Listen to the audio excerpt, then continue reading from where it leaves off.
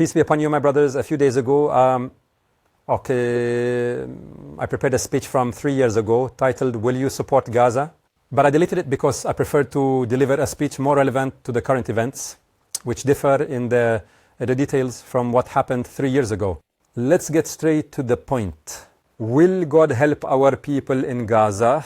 By the true definition of victory, God supported them and the matter was accomplished.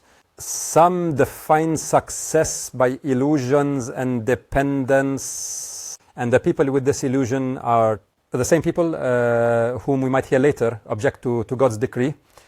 So come, listen before you lose your faith, and you will have no excuse then. The people of Gaza prevailed when their fighters did their part.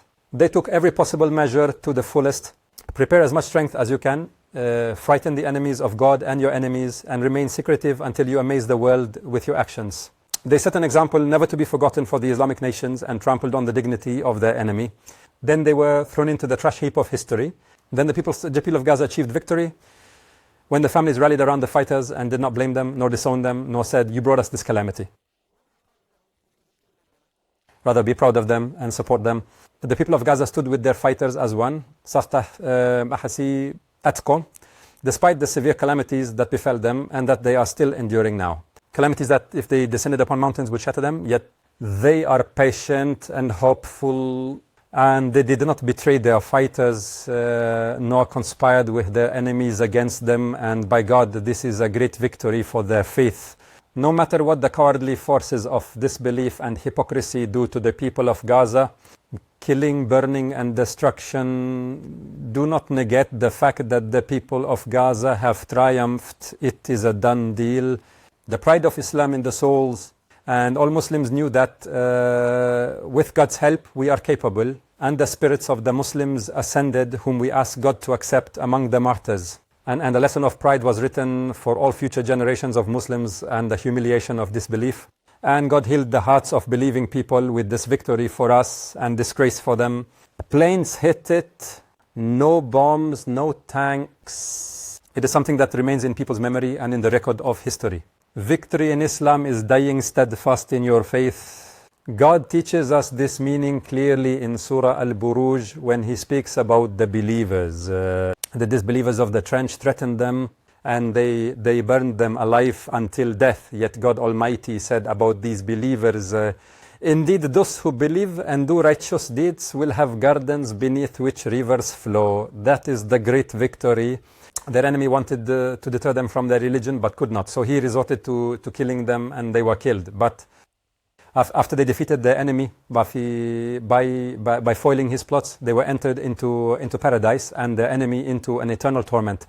That is the great success. The companion Haram bin Milhan was treacherously killed by polytheists. He was hit from behind and it went through his stomach. Issakan, he wiped his blood with his hand and placed it on his face to Jah, saying, I've triumphed by the Lord of the Kaaba. I've triumphed by the Lord of the Kaaba. So do not ask me if God will support the people of Gaza. They have indeed won. It is not a future possibility, but a matter that was done on the esteemed Saturday, the 17th of 2023.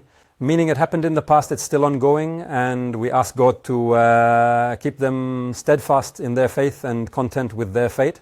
They remain victorious no matter what befalls them. But what about military victory, meaning overcoming in the battlefield? Are the verses that talk about victory only about martyrdom? Did God not say, O you who believe, if you support Allah, He will support you and plant firmly your feet? Allah said, and another favor you love, help from Allah and a near victory. Give good tidings to the believers. But let's try to understand what it means for victory in this way to descend upon the people of Gaza. The people of Gaza are not just fighting the Zionists. Rather, they fight all the forces of disbelief and hypocrisy in the world, and this is very clear. Those who supported these forces against the Zionists with money, weapons, rockets, statements, and media. Their defeat means the collapse of the vile international system and the elimination of its allies in Muslim lands and the liberation of Muslims. I mean, Gaza's victory in this sense is a victory for all Muslims. And the question that poses itself, are the Muslims take the necessary steps just like the people of Gaza did to deserve this victory? Did they prepare themselves and build a strong relationship with God as the people of the Gaza did, as we believe them to have done? So, on what does God bestow victory on Muslims? My brothers, our situation is like an army with the vanguard. This vanguard, she attacked a huge enemy army, inflicted heavy casualties and wounds, disrupted its ranks and exposed its weakness. Has the vanguard triumphed? Of course, it has fulfilled its duty. Imagine if the rest of the army stood still in their places, praying for this vanguard and did not move while the vanguard called to us, come and take shelter. Victory, we have proven to you that we are capable. Attack the enemy.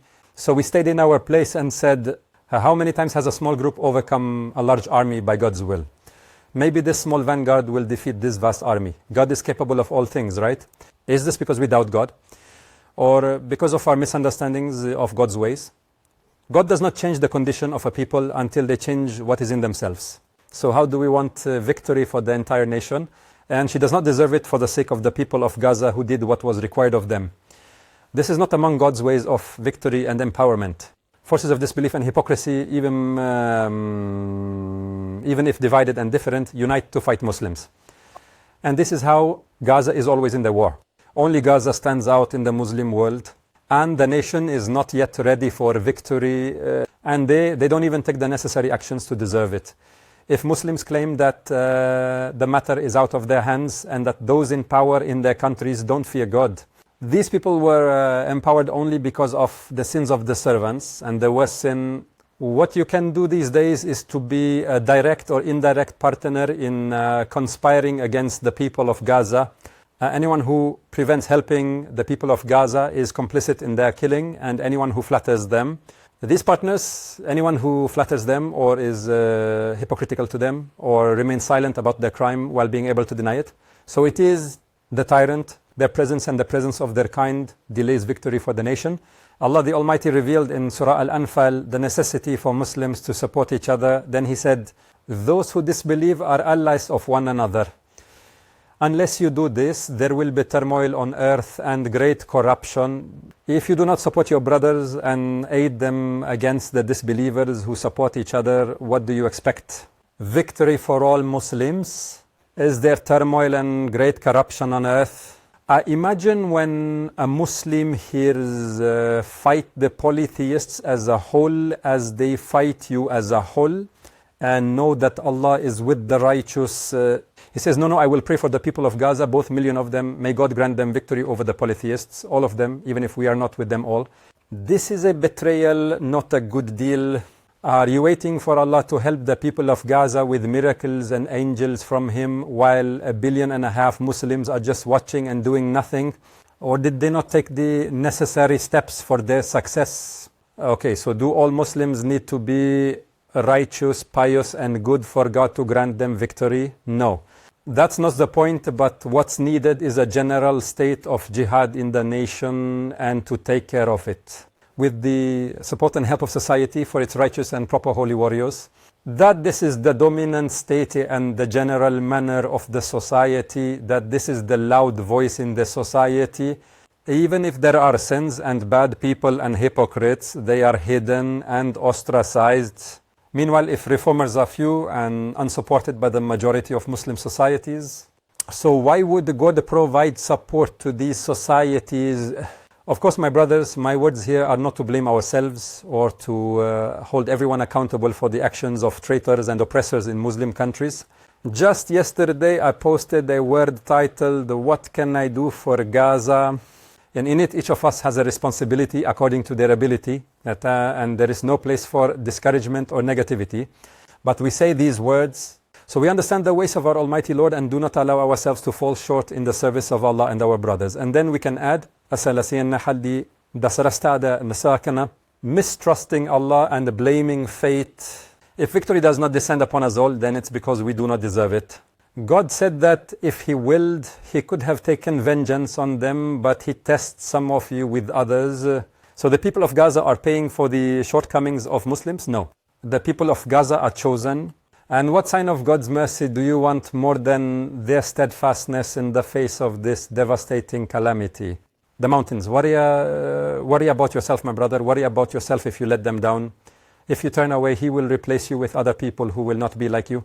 For you, finally, is it too late? This is a great historical opportunity. Did the Vanguard prove this to us? With God's help, we are capable. If we take the means of victory and utilize this good spirit that has spread, victory from God is near since last Saturday. So the forces of disbelief and hypocrisy do not scare us at all.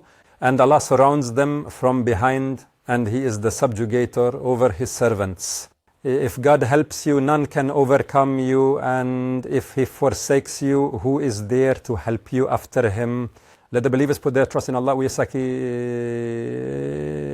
Allah to ease our brother's situation in Gaza and help us support them. Peace and mercy of Allah be upon you.